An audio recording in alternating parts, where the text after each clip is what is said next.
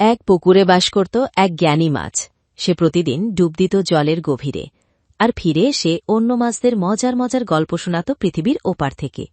সে বলত, জানো, ওপরে এক অদ্ভুত জগৎ আছে, যেখানে জল নেই কিন্তু বাতাস আছে, আর উঁচুতে নীল একটা ছাদ।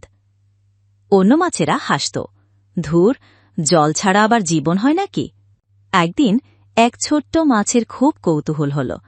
সে জ্ঞানী মাছের কাছে গিয়ে বলল, আমি কি দেখতে পারি সেই জগৎ? জ্ঞানী মাছ হেসে বলল, সাহস থাকলে সবই সম্ভব। ছোট্ট মাছটা একদিন সাহস করে জলের ওপর লাফ দিল। এক মুহূর্তের জন্য সে দেখল সেই নীল ছাদ, গাছপালা আর আলোর ঝলকানি।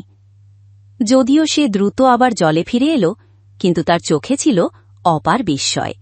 সেদিন থেকে ছোট্ট মাছটা বুঝতে পারল, যা আমরা জানি না তার মানে এই নয়, খোঁজ পেতে হলে কখনো কখনো নিজের চেনা গণ্ডি ছেড়ে বেরিয়ে আসতে হয়।